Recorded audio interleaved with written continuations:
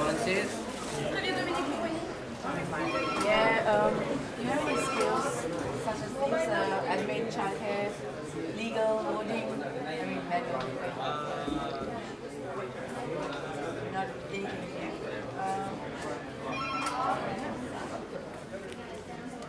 My name is Pamela Peroto. I came to Sri Lanka for the first time with my family in 1994, and 2 years ago we moved here. Before the tsunami, my husband and I moved here to semi-retire. We had started a small company running properties and just basically ready to live a quiet life. I'm from Canada. I'm Jerry Peroto, the other part of the Impact Aid team. We were here established when the tsunami hit. We took our businesses and suspended all the operations and focused solely and purely on tsunami relief efforts. I learned of the tsunami listening to the radio program. My wife was on a local radio station trying to raise funds for the Painter's Home orphanage up in Aurelia, and of course through the news media they had gotten the information about the tsunami first, and she telephoned me at home. We came out of the radio station not knowing what to do, and the MD of Rupawahini, which is the TV and radio broadcast center, said we have to start helping these people and collecting things. We agreed with him, and I'm going off to get my husband, and we're going to go to the Red Cross and see where they need us to go. And when we walked in the door, we said, we're here, what can we do, how can we help? And we were met with frightened doe eyes, some very young people that said, we don't know, come back tomorrow. We went to other organizations that night trying to see if anybody knew what we could do. Nobody knew. So in the morning, very early, we headed back and stood in front of the Red Cross until the doors opened. It was at that point that we said to them, look, let us help you. We'll open our offices, shut our business down. We're on the main road, we're right near all of the hotels, and we will shut our business down, and we will become a Red Cross center for collection of medicines and foods and whatever is needed. And we were with them for approximately 36 hours, I would say, when their idea of what was required and our idea, because of the contacts we had made, became vastly different. And so we parted company and went on our own.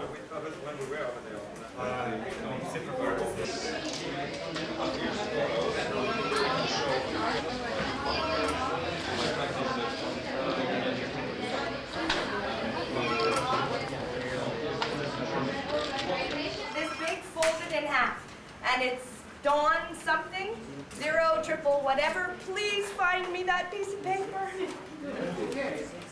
250,000 rupees, and I can't find it. And then we will meet with the doctor. The doctor is also asked us to provide volunteers. So they sit at the airport. We initially offered a database system. These meds are coming from Germany. They're in Germany. Meds are coming from Italy. It's so we need translators to translate. No, I will call David and have him call you back. We always have a crew of doctors coming. Yes, we want to go get from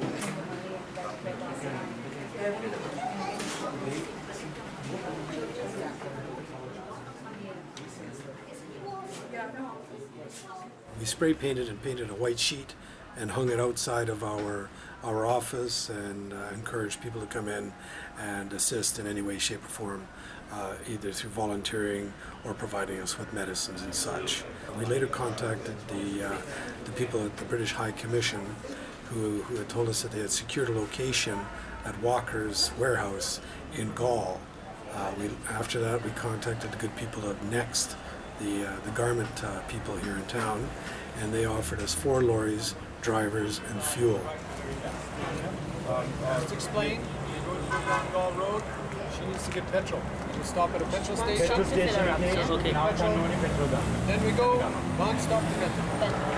Colombo, but you will have to do it in Colombo, do not do it outside Colombo. This one, car, that one, the other truck, then you.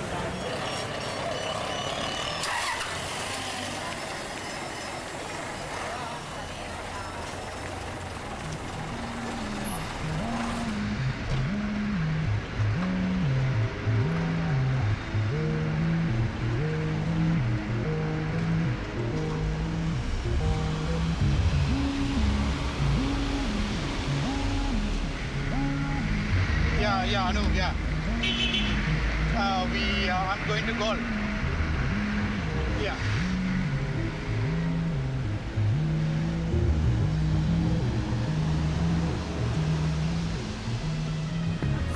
By about 4 o'clock in the afternoon on the 28th, we had loaded the 4 lorries with everything from medicines to dry rations to foodstuffs and so on.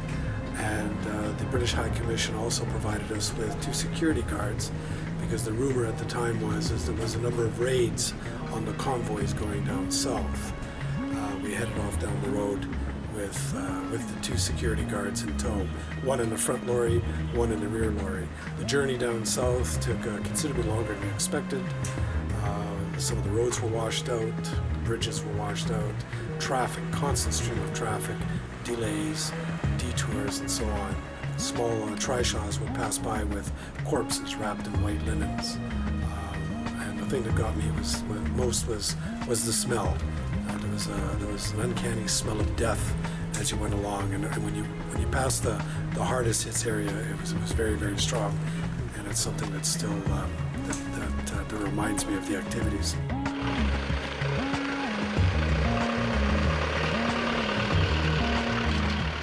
We finally did arrive in Galle at something in the order of 2 o'clock in the morning on the 29th. We were then informed at that time that we were the only group of lorries, or only convoy, to reach Galle. We offloaded all the goods and so on, had a bite to eat, and headed back towards Colombo about 4 o'clock the next morning. And this program continued on for days and weeks after that.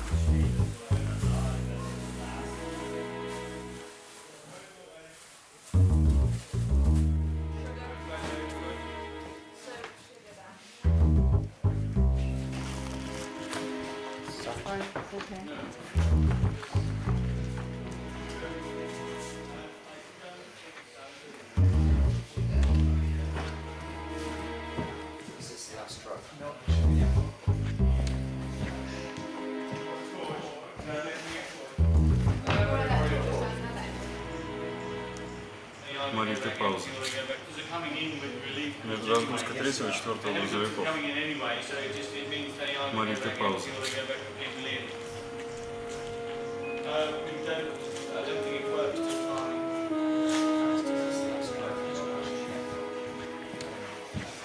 We were the first trucks in the area with food and water, and it was just an amazing thing. How no one No one had experience. No one really knew what we were doing, and yet we all did. We just knew we needed to help them.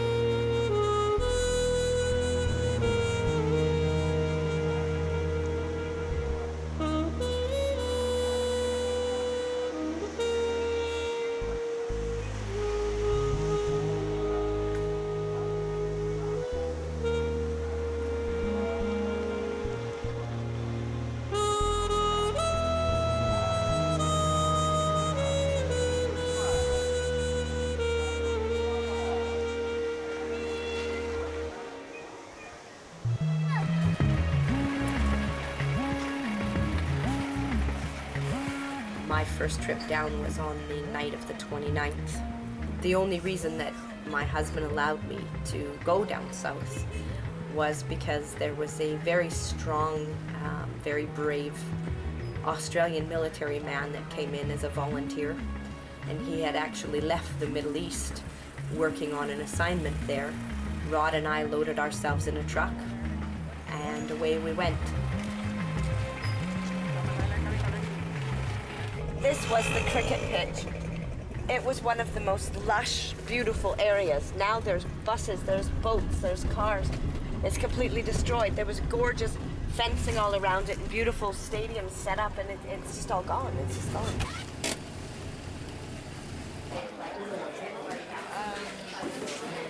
In our way close to Welagama, which is in the very south end of the island, the roadway had been washed out, and our truck had to slow down to get through this ditch because there was no road left at all.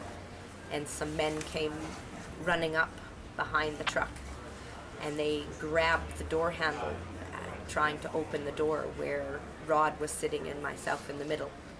And Rod very carefully grabbed the camera from my lap and slid it up across the door and flashed it right in their eyes in the open window.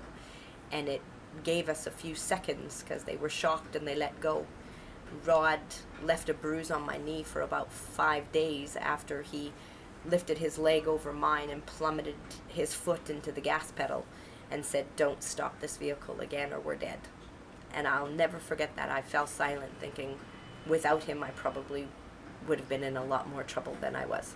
I am security professional. I have been for 20 odd years of my life or more. So I work in the Middle East, and as per se, I just come across here for a holiday. I wanted somewhere warm. It's very cold in the Middle East at the moment. I just walking along the street, and I saw the Red Cross sign, and I just went in and asked if they need any help with anything. What it is, I help out one of the women at the moment, Pam, who's one of the directors of the company, and I just escort her around, and because we don't know what the security situation is as such, and we have heard reports that have had mobs turning on the trucks, trying to get the food, trying to get the aid, because the government isn't getting it out to them quick enough. They are good people, but they're desperate people do desperate things.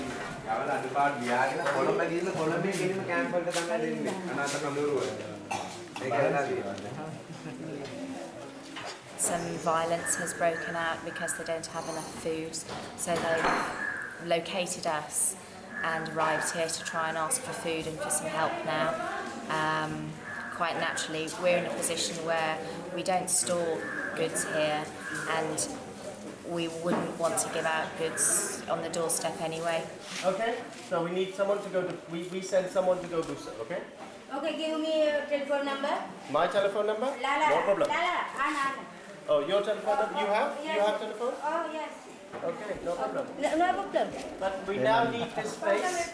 We need this space because we have people coming in. Okay? We will send someone out immediately this afternoon to go and assess the problem. We'll take some food with us to make sure that they've got food.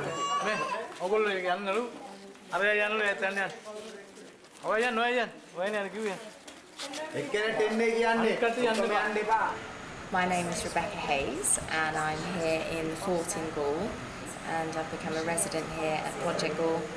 As soon as the wave arrived and the devastation everywhere was apparent, there was just a desire from everybody to do something.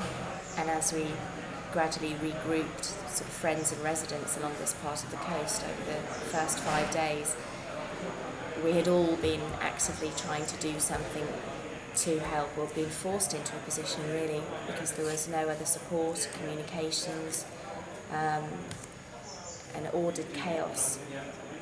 And so we all met on the morning of the 31st in the fort, and within an hour Edward had volunteered his gallery as an office. And each hand consecutively went up to volunteer computers, manpower, all sorts of skills that we had from previous lives, nothing to do with relief work. And within an hour we had an office and a telephone, and by night time we had a van arriving from Colombo. The need to provide the very basic food and health care has meant that everyone has been busy and active almost non-stop. In our experience in the 44 camps that we've located and been visiting on a daily basis, there's been virtually no presence from international or national organisations. We're all amateurs at relief work. It's just happened this way.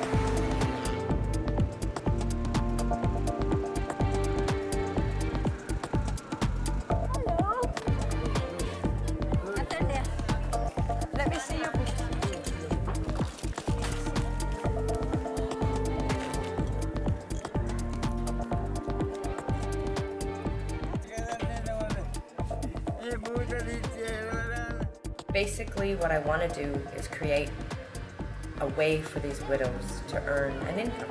Because eventually, hopefully, not eventually, but hopefully, they'll all get housing. Fishermen will go back to work. Carpenters will go back to work. People will start going back to work. But we've got a lot of widows that won't have anybody to go back to work. And what are they going to do? Prostitution. Or they're going to give their kids up. Because most men won't take on a wife with children. So you're going to have more kids in orphanages. The whole thing I want to do is have a few vans that go around. We'll buy the materials. We'll take them to these women and teach them how to make a craft. Something that we can sell westernized enough that we'll sell overseas. Maybe get them to build candles or candle holders or whatever, whatever talent they can do. And then when we pick them up, we buy them from them, basically. And it'll keep them employed so they can keep their kids with them. That's what it is.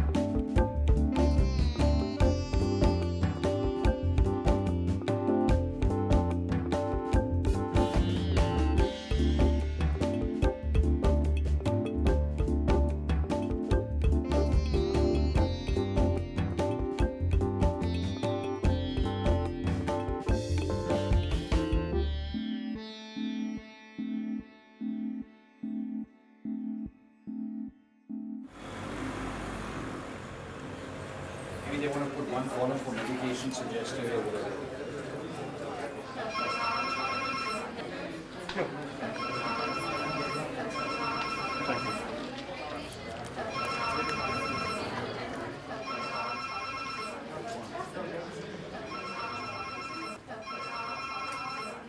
My name is Sam Klebanov.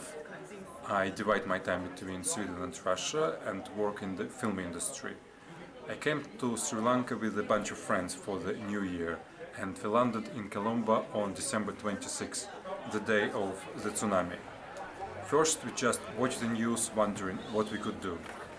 Casualty figures were rising every hour. By the evening, our hotel lobby looked like a refugee camp. It was full of the tourists fleeing from the coast. So in the morning, my friend Alexander and I decided just to rent a van and to try to deliver some aid to the disaster area ourselves. We left the hotel and saw a huge Red Cross sign just around the corner. People were gathering at the entrance. We walked into a very crowded office of Impact and asked how we could help. They needed volunteers to go with their first convoy to GALLE, but first we got a list of required medical supplies and went shopping to the pharmacies. Next day in the morning we got 4 trucks, which Pam and Jerry arranged through some friends, and went for loading to the ad hoc relief base at the local TV center.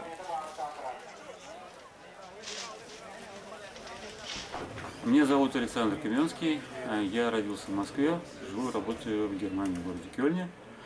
Вот, на Шри-Ланке я оказался совершенно случайно, так и не был в отпуске лет 15, и очень захотел встретить Новый год где-нибудь у теплого моря.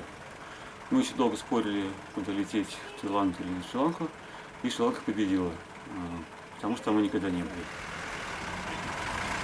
We have one truck that's going to be the starting truck. The bridge has collapsed, so we have to go inside.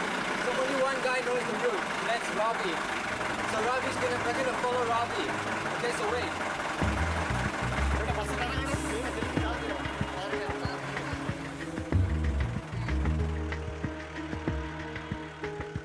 Прилетел вместе с довольно большой компанией точно в день катастрофы. К счастью, совсем рядом с нашей гостиницей был офис Импакта. Когда мы собирались ехать с первым гуманитарным конвоем, никто не знал, что происходит на побережье. Ходили мрачные слухи о том, что обезумевшие толпы нападают на грузовики с помощью. И мы готовились к эвакуации уцелевших туристов. В итоге от нашей московской компании остались только я и Сэм, мой друг еще с детства. Все остальные решили не связываться, и больше мы их ни разу не видели. В итоге Пэм и Джерри взяли охранника с автоматами Калашникова из английского посольства, и мы поехали на свой страх и риск. К тому времени армия смогла расчистить не всю дорогу на Галле, и эти 120 километров мы ехали почти 8 часов. В полуночь мы доехали до дома, где английские дипломаты устроили пункт распределения помощи.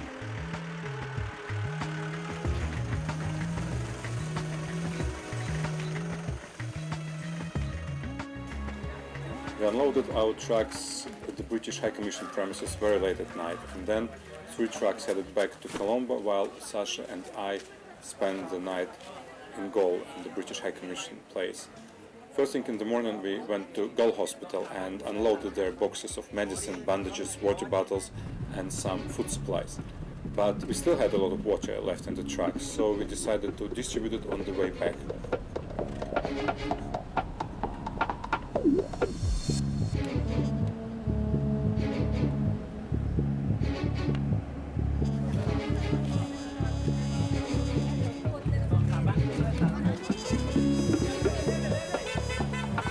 Our driver was shouting in the window, water bottles. Every few hundred meters we stopped and distributed water. But people were hungry too and asked us for some food. Soon we ran out of everything.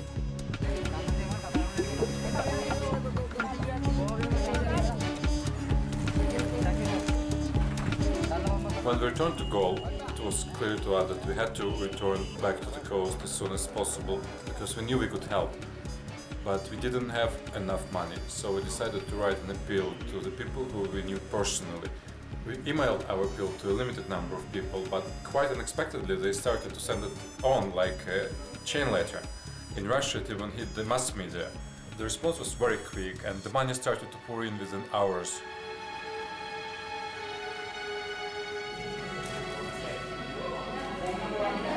Yeah, I can give you the name of the temple right now.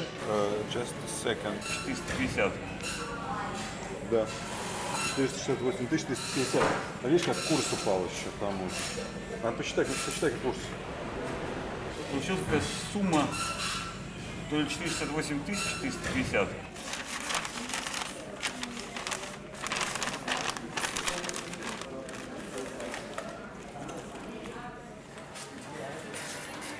Our first contributions allowed us to rent a couple of minivans with drivers who stayed with our group for a long time.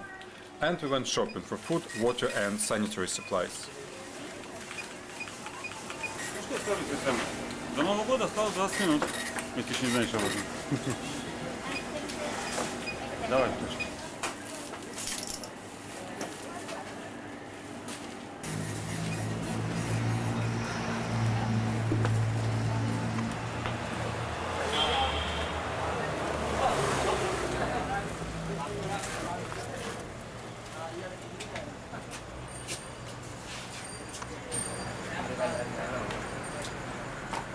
It was the New Year Eve and we were heading to Galle, fully loaded. We had two Sinhalese girls with us, Tilny and Rebecca, who should stay in Galle and help the local volunteers there as interpreters. Just 5 minutes before start of 2005, we pulled to the roadside. We had a bottle of champagne with us, which we bought at the Moscow airport on the way to Sri Lanka. Okay, girls, I think it was probably the most remarkable New Year celebration we've ever had. Thank you. Sasha, Happy New Year. Да. Было совершенно бредовое впечатление в эту новогоднюю ночь. Мы ехали по мертвому побережью, а наши телефоны пищали от СМС-ов. Друзья волновались, живы ли мы, старались нас поддержать. Но оказалось, что многие даже не заметили никакого цунами. В Москве вовсю праздновали Новый год и желали нам счастья, успехов в личной жизни и хорошо отдохнуть на берегу Индийского океана. Потом мы слышали, что в телевизоре, особенно в провинции, почти ничего не показывали, кроме юмора с концертами.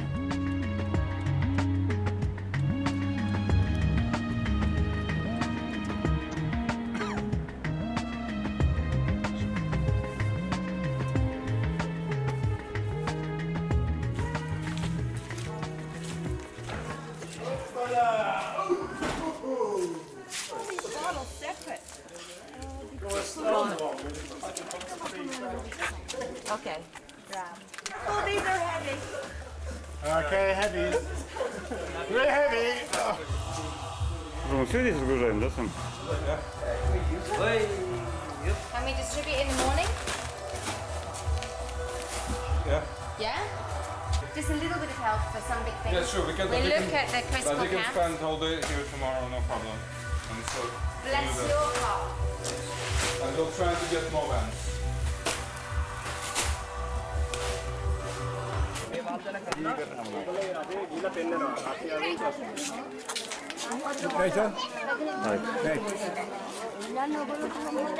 Right now, I'm asking them what type of things they need, and then they're saying that they have lost a lot of people who have been washed away, and their houses are gone. So they need pots and pans to be able to cook, right? And they also need lamps, and then also dry rations. But more importantly, they also need books. And shoes for the children to go to school. Then so schools are starting on the 10th of January, but they don't have books to go to school with. My name is Dilanka Simon, and I'm from Sri Lanka. I live in Houston, Texas. I was here on holiday. In the first few days, I was just helping where I could, just making phone calls to different companies, seeing if we can get anything donated, just giving people rides, getting cables to get it set up.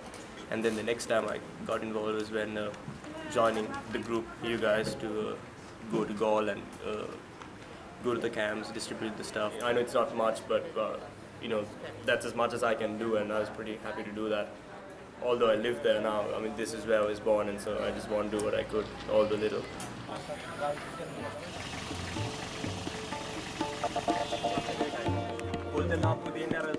Sorry.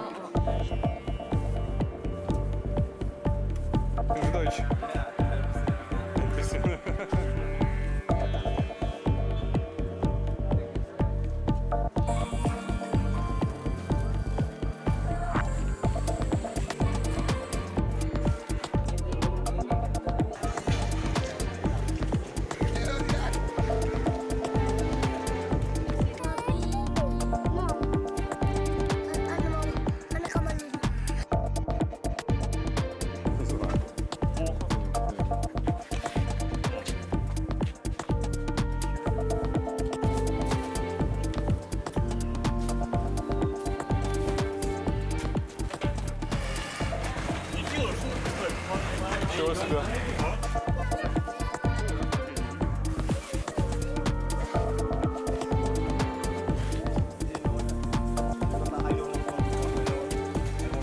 This morning. The guys left last night, New Year Eve, and they just came and we unloaded it.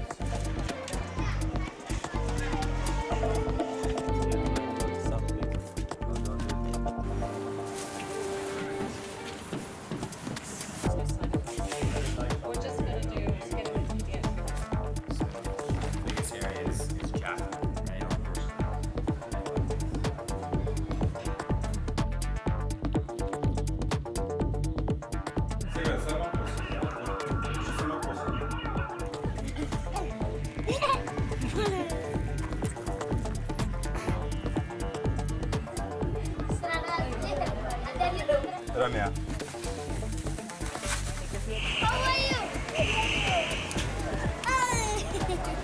Bye-bye.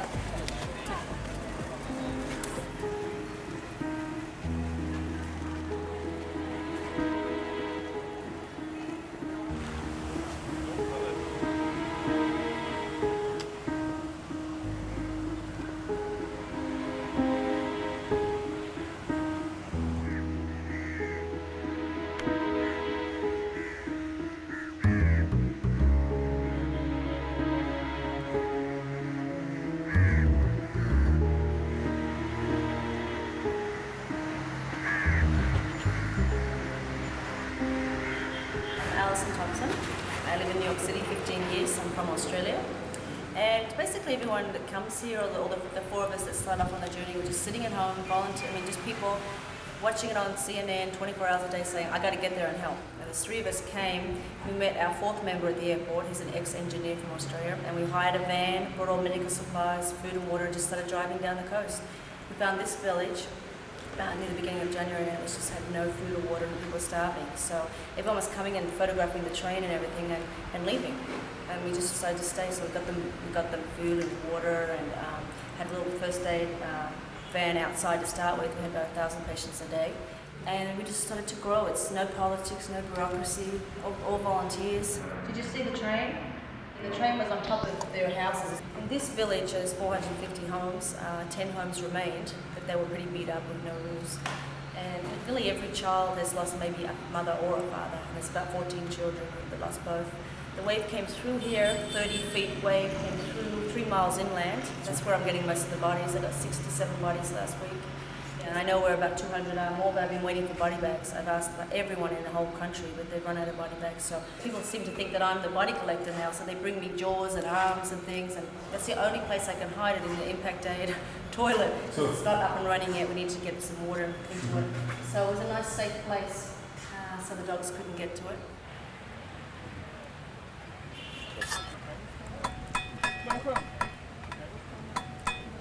But the other day, they brought a load of body bags because we're still finding bodies and we're bagging them up in shopping bags. So they brought a load of body bags over. We got to customs and they said, "What are all these for?"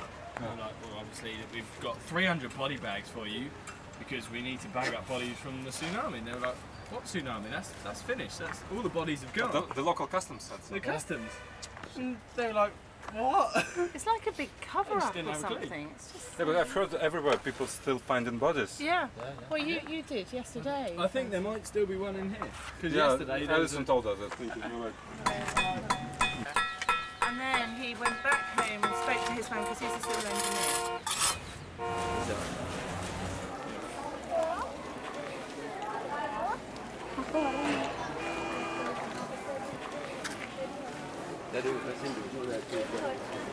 Вот сюда приехал министр шри-ланкийского правительства. А потом мы думаем, почему здесь не просто какие-то солдаты, а спецназ, Special Task Force. Тем не менее, нас никто не тронул. Даже не спросил, кто мы такие. Я думаю, если бы дело было бы в России, сюда приезжал бы какой-нибудь важный член правительства, охрана давала бы нам пиздюлей и выгнала бы отсюда заранее. И поллагеря тоже. Да. Well, I think these people are much braver because they survived this disaster. How can we not stay and help people like this? I mean, you know.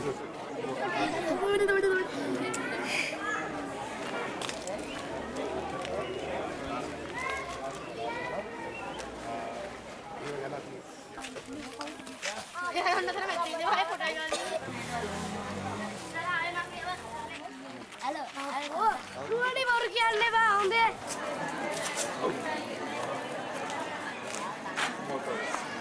there any more in the van?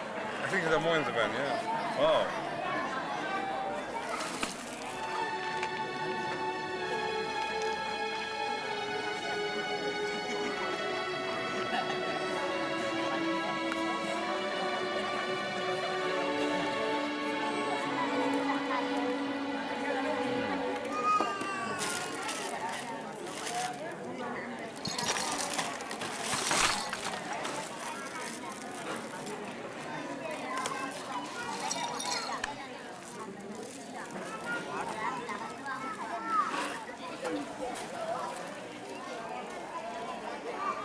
Really? Same kid. Same kid that was crying last time and got a toy.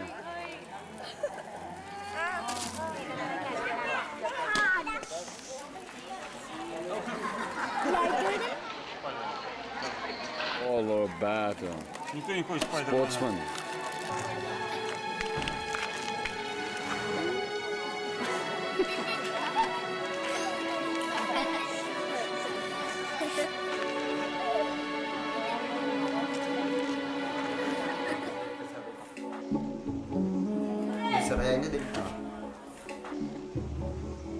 මොනවද උනේ මුංගට?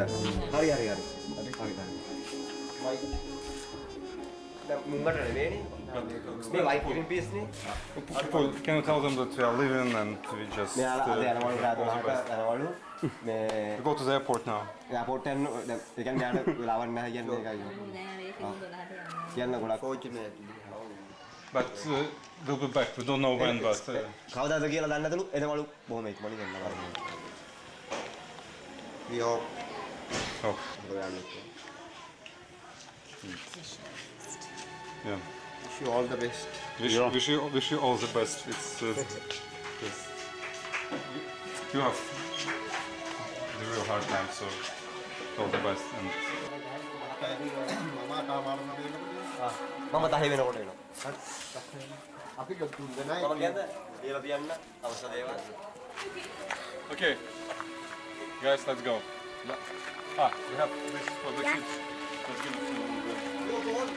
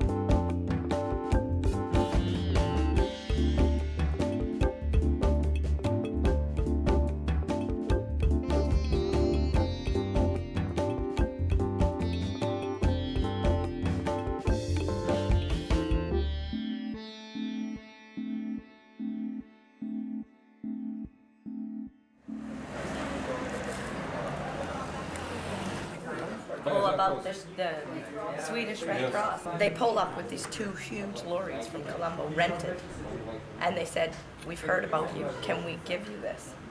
And we're like, "What?" And they said, "Listen, we've tried to, like, for somebody to tell us where to go. We're doctors. We've got all this medicine. We've got everything, and we have nowhere to put it. Nobody will give us direction. The Red Cross is still in meetings, and we know you need this. The only people that have stuff down there is us. It's us." And they were so frustrated. They're like, "We are Red Cross, and we can't get a direction. We don't know where these things are." It's incredible. You know what happened to us yesterday on the way back? We got a flat tire. We had an extra one, and just out of nowhere, five blokes came to help our driver, and they were fishermen who lost everything. All the houses are destroyed. They told us about their camp and how little help they got.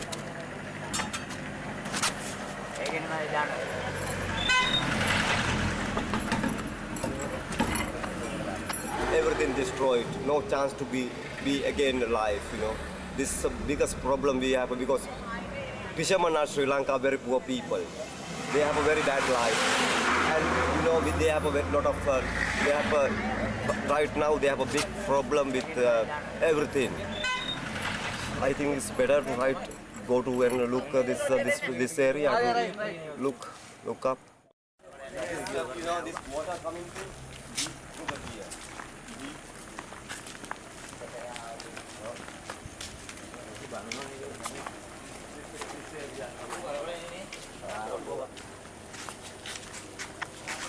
I am sitting in my place, my home, and this coming first time, you know, coming very slowly, and second one is the bad one. Everything destroyed. It's coming like a boiling water. Boiling like a boiling. This very crazy situation. We have a very big rock here in the some how many meters? 500 meters. After we have a very big rock.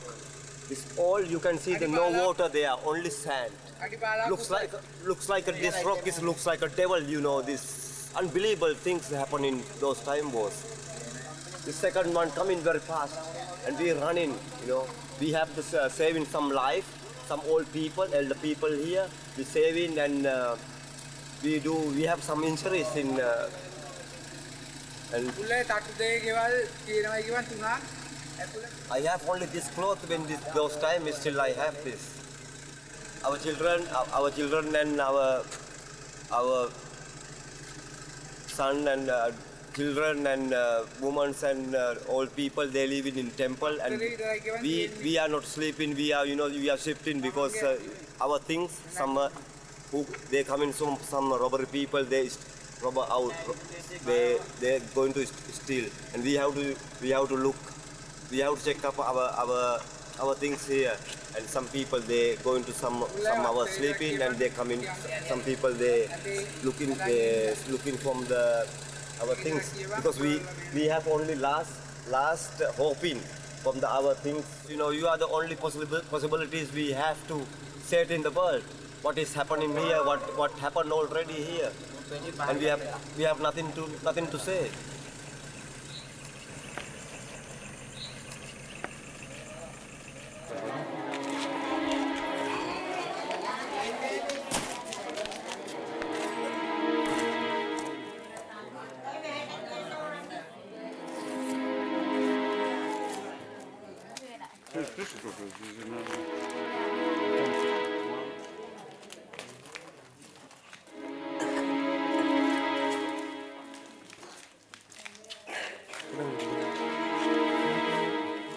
You're hauling a cake gun, huh? One for each family.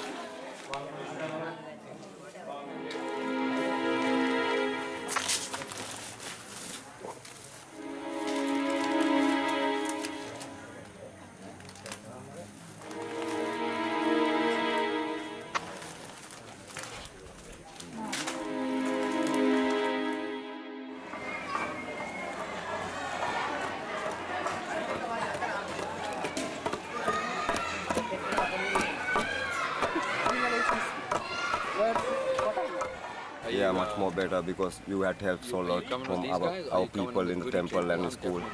It's very, very important and very helpful, because a lot of people told me, and they get like bandra. They get so many things, and milk powder and rice and a lot of things there. Hide and see again. Ready? 1, 2, go!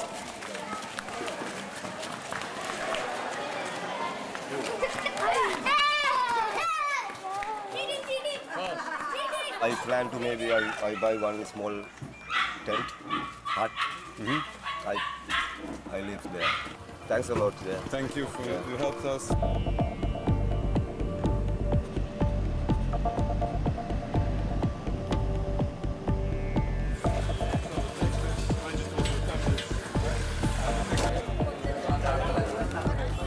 So what kind of food do you receive from the government? Yeah, they get every 2 weeks they get 1 kilo rice, maybe 2 kilo, I don't know. They look me how many family members, and they give so, and dal. This rice, I don't think about people can eat this rice. So, but do they give you any vegetables? No vegetables, no spice, no vegetables.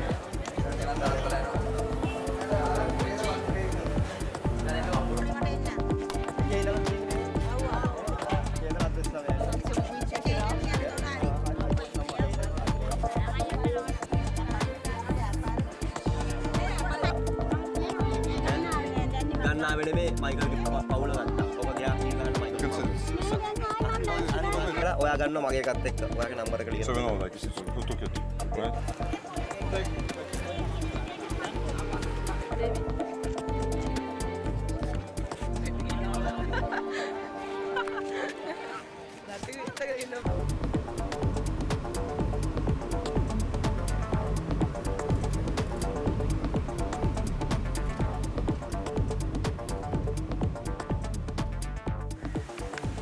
Look my flowers, my God. Oh.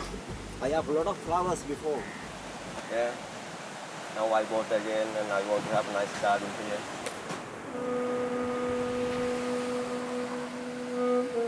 This big catamaran was here. You remember, no? This big catamaran was here. Yeah. So after tsunami, I make some pictures.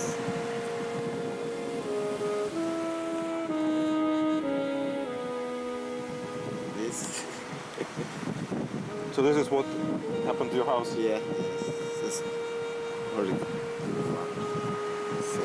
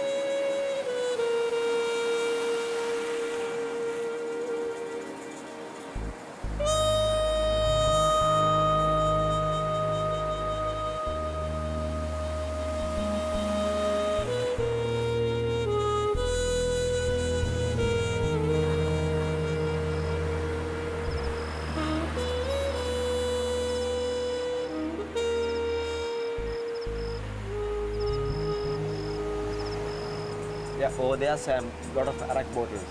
So many, so much. But after tsunami, they drink so much. So they cannot sleep in and they cannot be normal. I don't know because I have trouble with the sleeping. I have midnight or when I sleep in some one hour later I wake up. I have no after I cannot sleep. It was bad dreaming and waves coming and. Yeah, this is terrible. This is terrible. This make me, you know, I don't like to live. If I am alone, I think everything remind what is happening before. Yeah. And this get crazy maybe sometimes. It's very dangerous. Better to go to with people and speak and help people. I want to make a paradise always. I want to make. But I am very cleaning. You know, when you come some month later, I like to clean this area. No any single dust here. I like to all clean myself because I had done before. It's very clean in the area here. You cannot see any cigarette filter here.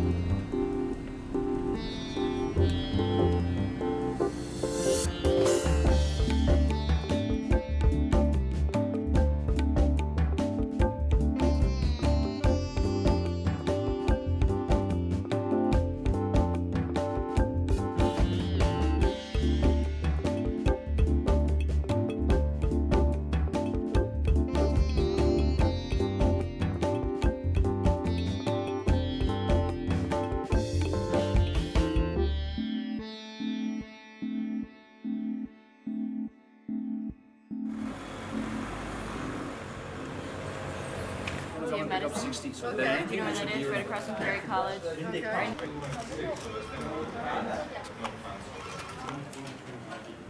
I am sending off a few reminders to my friends who had already promised me the money and the money's not come through. So their friends I can nag and say, please send the money, because money is something that's always in short supply. This is money that I'm personally collecting on a private thing to help my friends at Mirissa, which is the beach I was staying at, for their house, for their little business that they had, which is all completely destroyed. So I'm trying to collect a certain amount of money to help them directly. And it's done only through friends and immediate family. So I'm chasing it up now, because the sooner I have it, the sooner we can go and start work.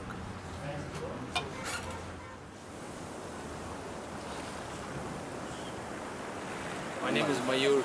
I'm Indian. I was here in Mirissa on holiday when the tsunami hit.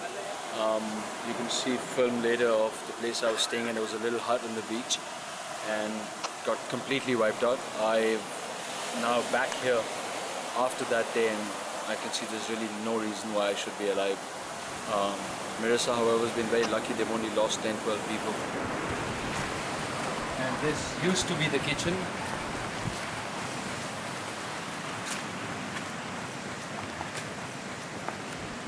This is where the kitchen was. This is, I think, the room in which I got stuck underwater. This one.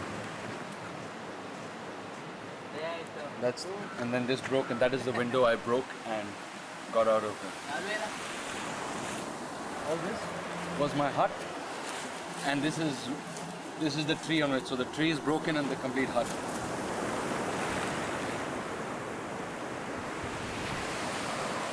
And I woke up and there was a banana tree here. There, that's the banana tree. So the thing hit from the back, the water, and I went head first into the banana tree, into the water. And then when I woke up, I was there. And then I climbed from there, and I swam almost till the road, because the water was full up.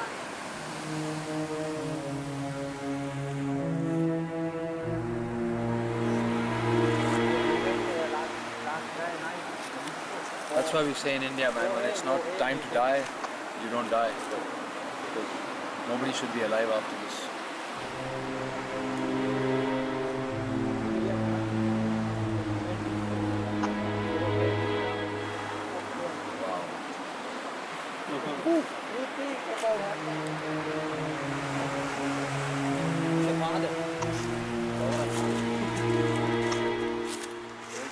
This is the man.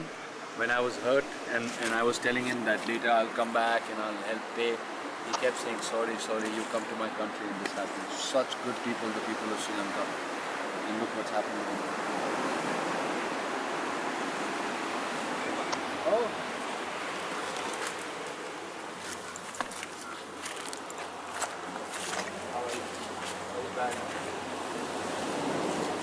And remember, I told you that when everything was broken, I remember the pot was still standing.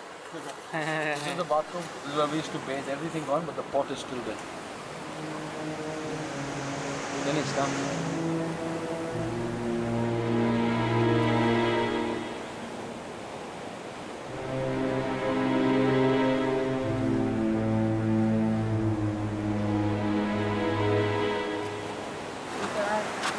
Hey, you can. I'm going to come back to Mirissa. I'm collecting money for everything to try and build their house. Have money, 10,000. You keep. Only 10,000. Already I have to pay you for the room rent and everything. You keep the money. This is a good example. He's lost his whole place and he wants to give me my money back.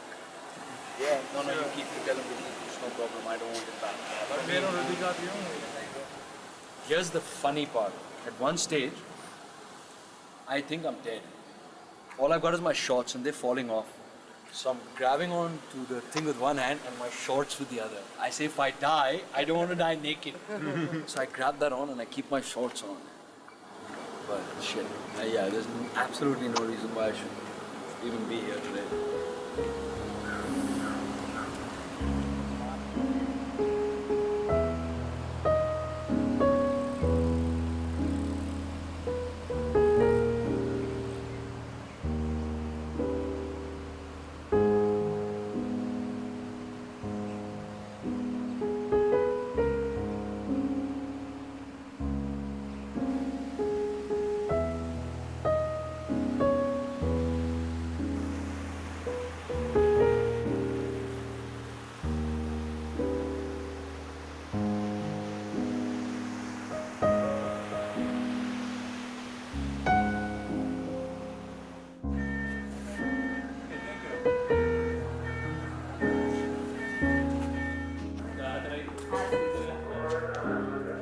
Today we found this body.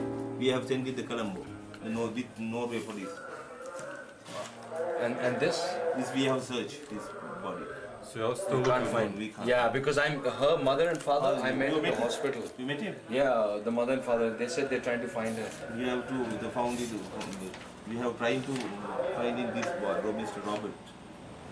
No, but this girl, I thought you had found her. Find. Oh my God. Tomorrow also we have sent the three teams. What is the name? I remember. I think I spoke to her father, mother. Still can't find her. Sorry, but yeah. This is from what country? Germany. Germany. I met her father and mother.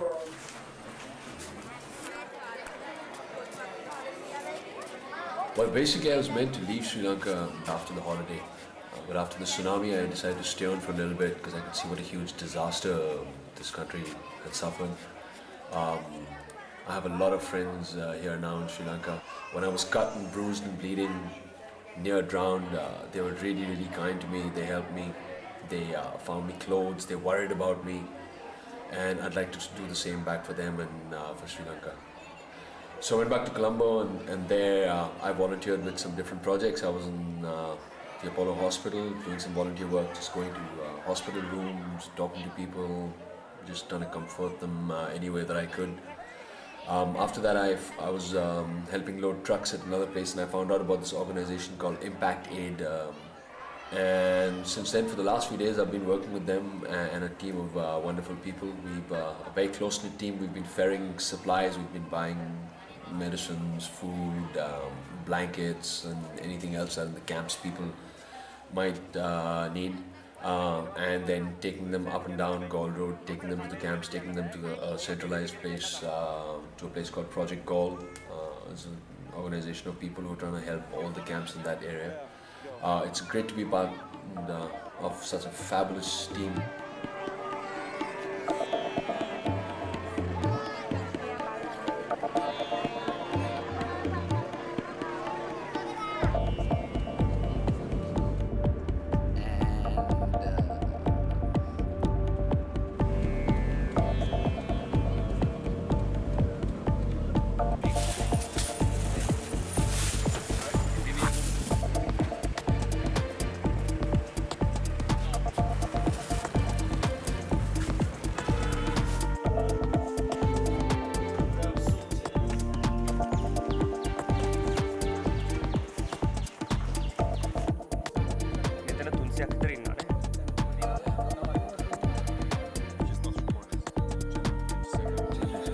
This computer, she speaks Russian. Good.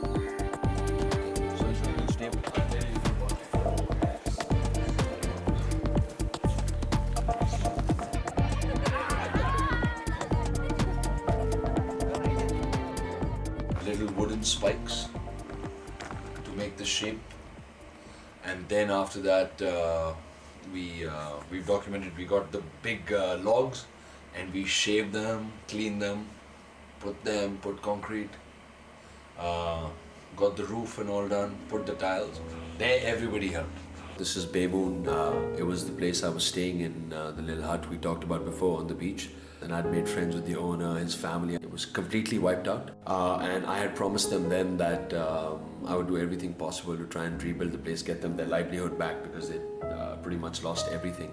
We set up this website. We've been very lucky. There have been very generous friends and relatives from all over the world that have donated money to this cause. And then friends of friends, people who found out about it, they visited the website, and we were able to collect the money and then get together. And 3 months after the tsunami, we had the restaurant up and running. We had a little opening party, because we have the livelihood back.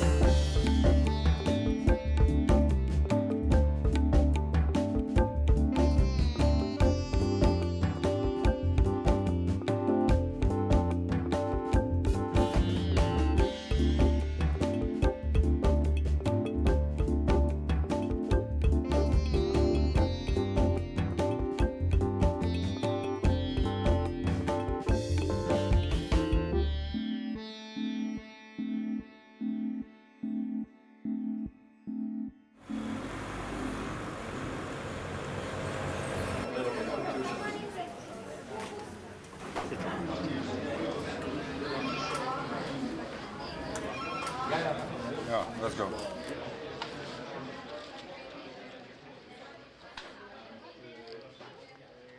Mein Name ist Lotti Losli, ich komme aus der Schweiz und mein erster Ausflug nach Sri Lanka war so als doofe, blöde Touristin. Ich hatte keine Ahnung, wo Sri Lanka liegt. Ich musste nämlich auf der Karte nachschauen. Ich bin am 3. Dezember hier gelandet. Ich wollte mich ein bisschen erholen, vielleicht neue Ideen tanken. Und dann kam dieser 26. Dezember. Let's just get a realistic figure at this moment. No, no, no, no, no. No, we can supply. Tonight, yes, of course. We'll do that procurement. I've got that on my email.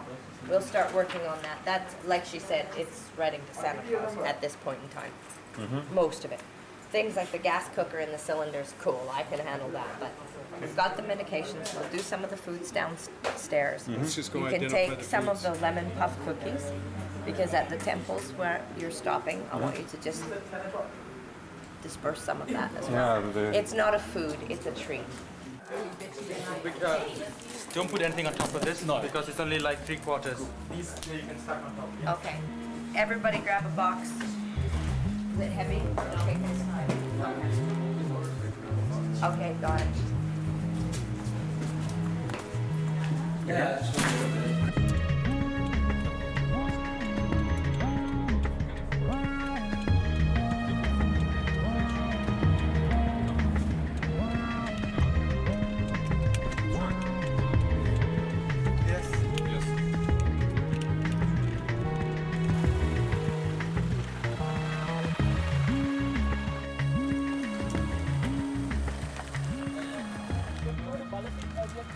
We're lost, I think. Just outside near the railway crossing, over. Where do we have to go? Okay, we go to Wunderbar, the next place, because we're making drop off at Wunderbar, it's just 2 kilometers. So we seem to have had a bit of confusion here. We were meant to make a drop-off at a specific place, and that's not happening. Oh no, actually, that is happening. We just had a little bit of confusion. I think Uncle Sam might be a little tired, so he forgot.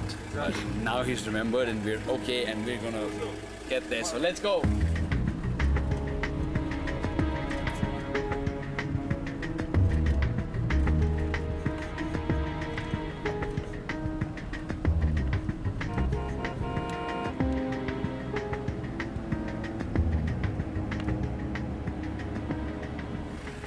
Der Tag fängt am Morgen an, meistens um 7 Uhr, zu organisieren, in welche Camps wir gerade fahren. Ich habe eine Liste gemacht, weil es sind 37 Camps, die wir versorgen mit Lebensmitteln. Ich organisiere die Tuk-Tuks. Wir bringen Eier, wir bringen Gemüse, wir bringen fehlende Kleidung, wir bringen Seife, ein wichtiger Aspekt. Wir bringen manchmal Entlausungsmittel. Oder wir bringen auch einen Teil Medikamente. Viele Leute haben Hautausschläge, weil sie ihre Kleider nicht richtig waschen können, weil sie sich selber nicht waschen können, weil es zu wenig Trinkwasser gibt. Sie leiden auch darunter, dass sie auf so engem Raum zusammenleben müssen. Das sind die Singalesen nicht gewohnt. Was machen die russischen Militärzelte? Ja, wir warten. Also ein größerer Lastwagen darf nicht kommen. 1 Meter. My name is Gary. I'm from the United States, Seattle, Washington. Learned about impact on the internet, on the Google blog. Saw the email and called them up and said I was coming and I could help. So they said, come on. And I'm staying busy, 36 camps, thousands of people, and it makes a difference. We have another van. Das war ein wunderschöner Morgen, keine Wolke am Himmel, überhaupt nichts. Um 9 Uhr hat dieser Zug gehupt, wie der das immer macht. Und plötzlich war eine Aufregung, jeder sagte, das Meer kommt. Und ich dachte wirklich, die machen einen Scherz mit mir. Und das war auch für mich ein Wahnsinnsphänomen, weil das Wasser ist relativ rasch zurückgegangen von dieser ersten Welle, die ist schnell gekommen. Und hat sich immer weiter zurückgezogen. An unserem Platz hier in Bendota war das etwa 250 Meter. Es war ein riesiger Sandstrand, das haben Sie noch nie gesehen.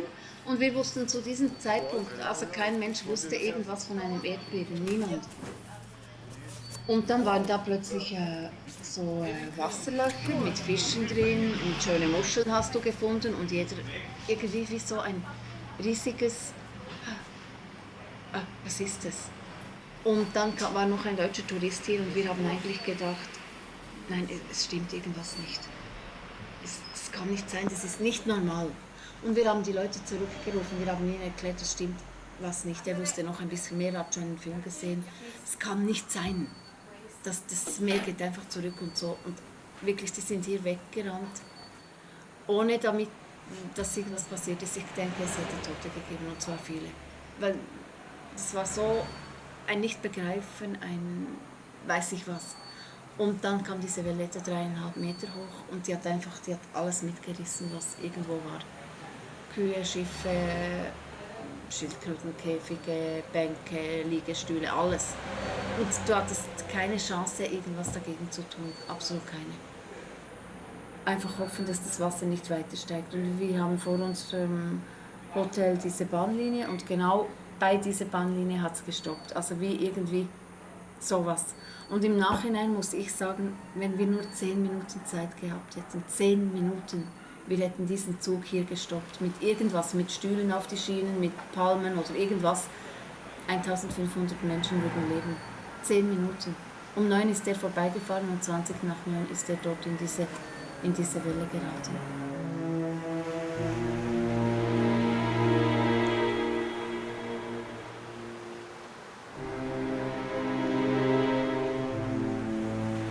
Und es gibt hier keine Care-Teams. Wenn in Europa sowas passiert, dann kommt ein Care-Team oder mehrere. Und hier ist einfach nichts. Also sie wurden sehr alleine gelassen mit ihrer Angst, mit ihren Sorgen. Wie bekommen wir Essen? Wo können wir schlafen? Tempel ist der erste Zufluchtsort und dort haben sich viele 1000 Menschen zum Teil angesammelt. Und ich bin auch dort zuerst hingegangen, weil ich wissen wollte, wie kann man helfen. Und die meisten Leute haben gesagt, mein Haus. Das war sicher auch logisch im Schock. Alles, was sie hatten, sei es ein Foto oder vielleicht ein Ohrring oder ein bisschen, einen schöneren Sessel oder einen Plastikstuhl. Aber das war ihr Eigentum und das war einfach nirgends mehr.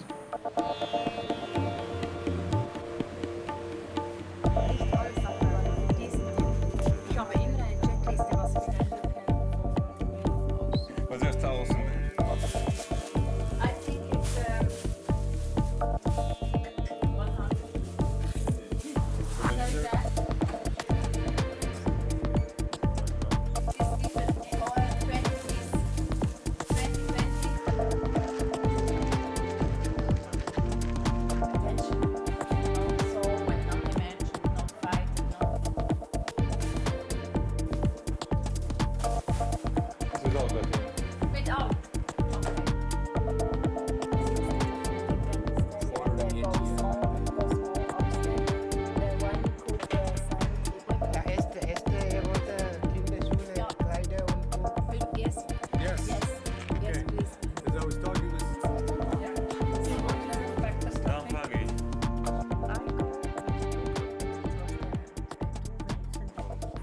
Und was das Dringendste ist im Moment, die Menschen brauchen Arbeit. Und sie brauchen ein Zuhause, irgendein Zuhause. Das kann auch aus Plastikplanen bestehen. Oder das kann wirklich in einem Tempel sein, aber sie brauchen einen Ort, wo sie Zuflucht finden, wo sie auch ein bisschen ihre eigene Familie oder ihre eigene Intimsphäre haben, wo sie selber kochen können, wo sie sauberes Wasser haben. Und daran arbeiten wir. Das heißt, wir, die paar Touristen, die sich aus Zufall gefunden haben, und all ihre Energie und all ihr Geld und all ihre Arbeitskraft einsetzen und noch einsetzen werden. Und auch dafür, dass all die Menschen in Europa Geld senden oder irgendwie auch nur moralische Unterstützung ist manchmal genauso wichtig. Vielen, vielen Dank.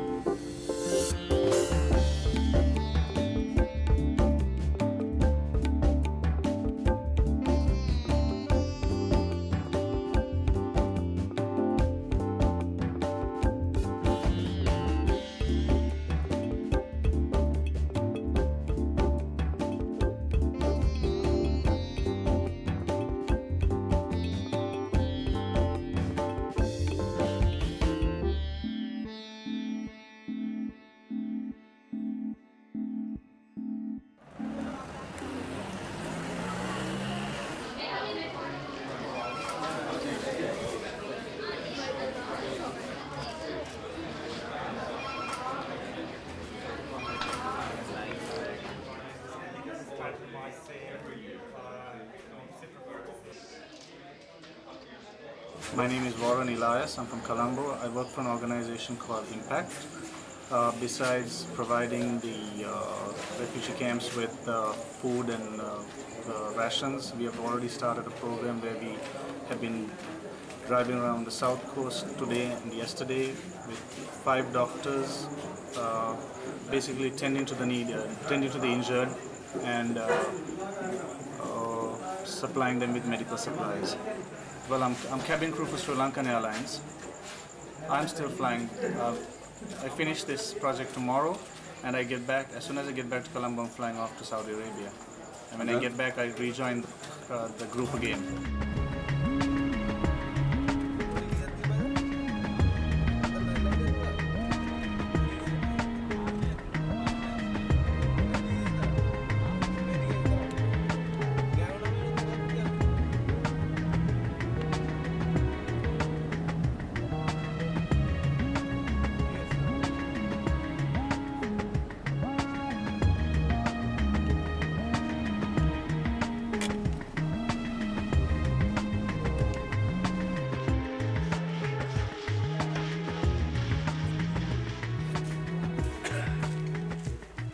My name is Thomas.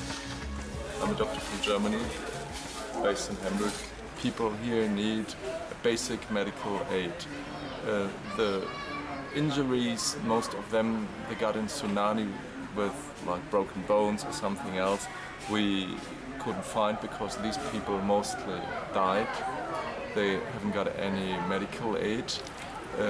In the first days after tsunami, most of them got infections and had no medical aid. And we found people with wound healing problems, a lot of people with an immune system which doesn't work very well, lots of children with bronchitis because people stay in tent. And the problem in these tents is that over the day you have the 40 to 60 degrees. These people can't live in these tents. In the night now you have the rain. Most of these tents have no ground. The people are inside living on the earth, so all the water is coming in. People stay in mud.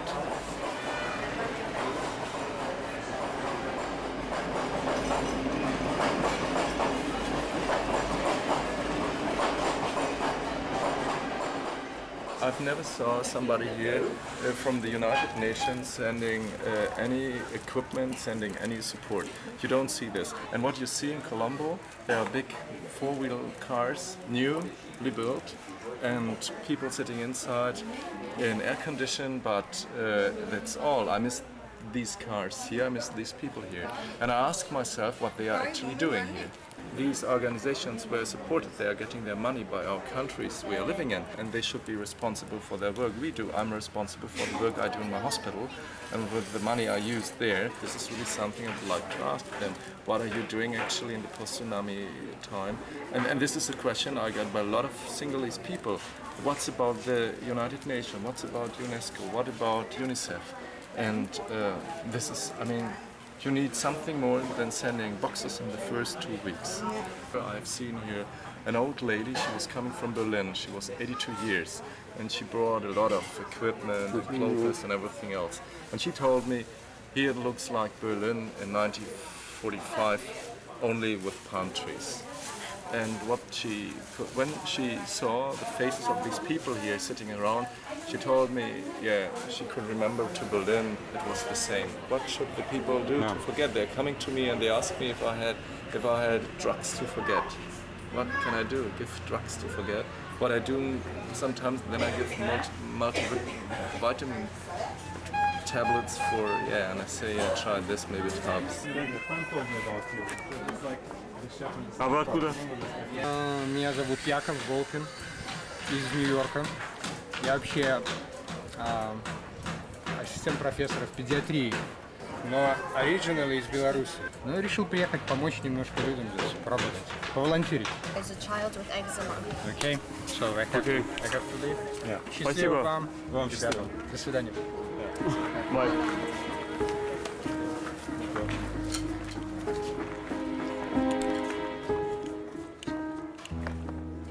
Я такого никогда не видел. Очень много больных с кожными заболеваниями, огромное количество. огромное количество больных, особенно детей, с острыми респираторными заболеваниями. Операции проходят под местным наркозом. Иногда просто приходится держать детей, давать какой-то local anesthetic и делать то, что мы делаем. Потому что не хватает средств. Я оплачиваю за все абсолютно, то есть из свои деньги, билет и все остальное. То есть, в общем-то, тяжело. Местная медицина, если честно, на плачевном уровне. Мы посетили один из региональных госпиталей вчера. Ну, в общем-то, это доисторическая медицина какая-то. Доисторическая. Но они стараются делать то, что они могут. Теми средствами обходятся, которые они есть.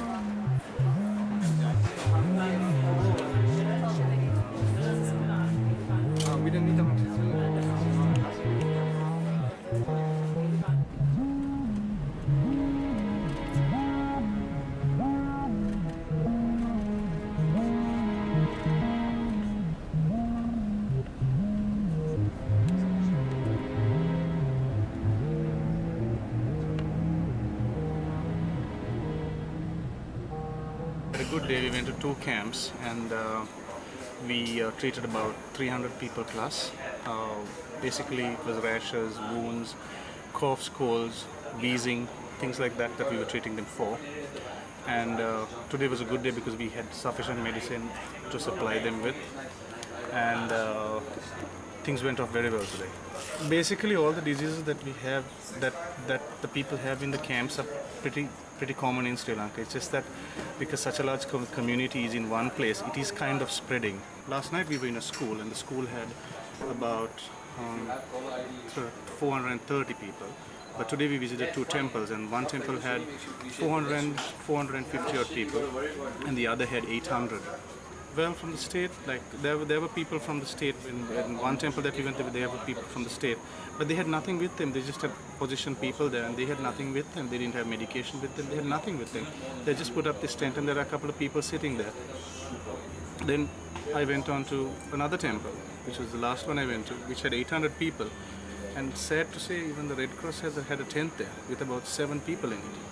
But they had nothing. The Red Cross guys were bringing the injured to us. And I couldn't understand what was going on there.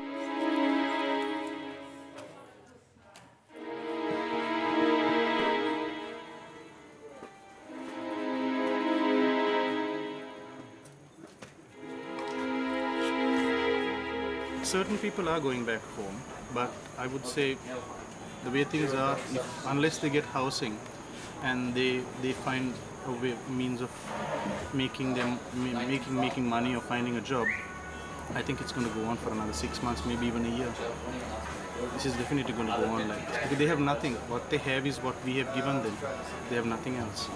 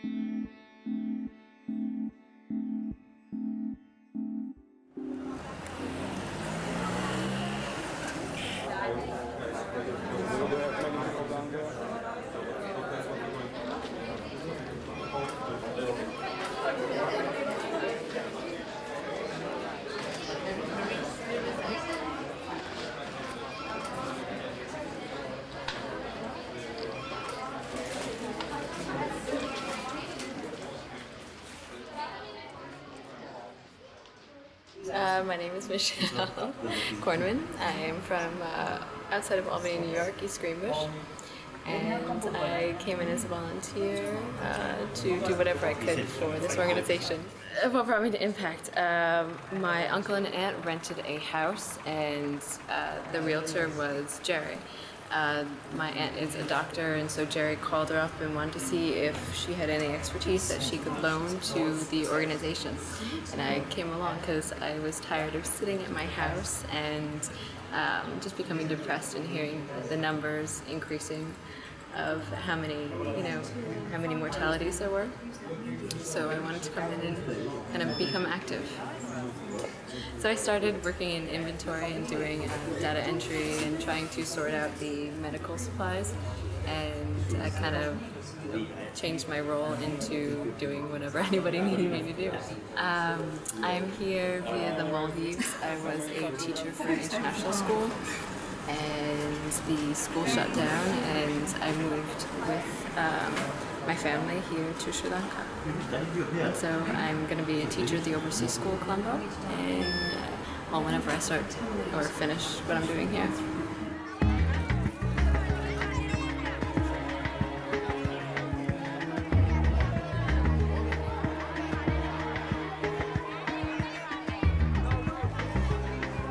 Can you tell them to stay around here? Stay here.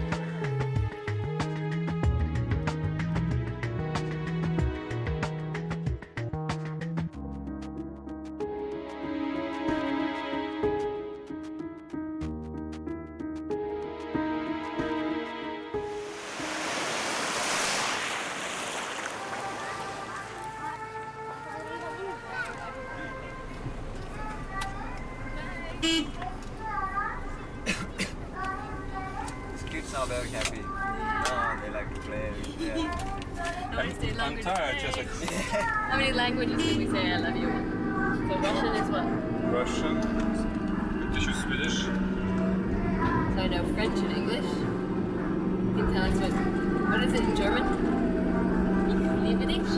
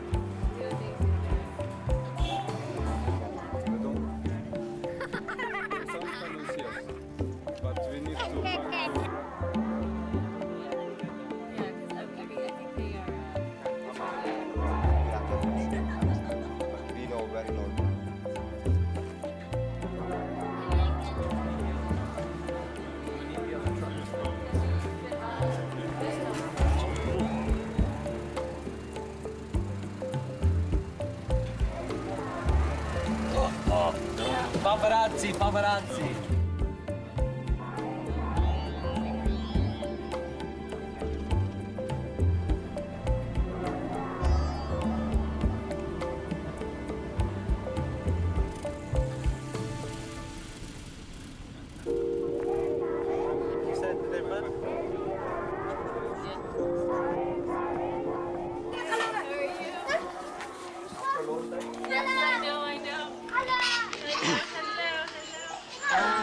the school will start soon?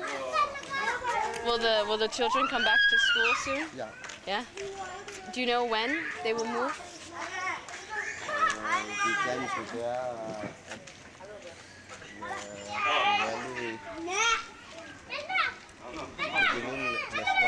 Beginning of next month. Oh, that's wonderful.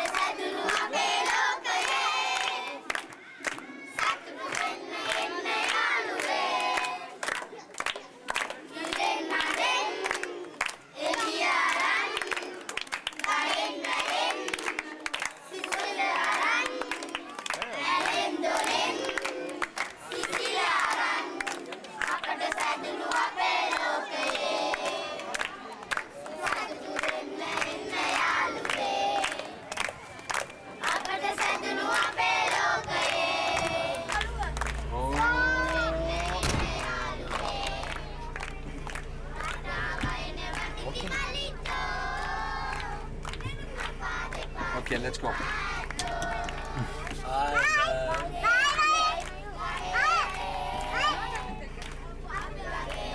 Bye bye. Bye bye, Ditchy.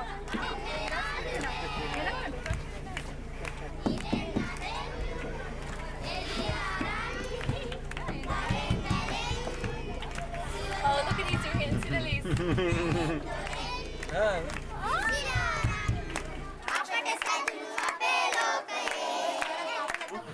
Michelle, I love you. Michelle. That's how to say Michelle in Sinhalese? Tsunami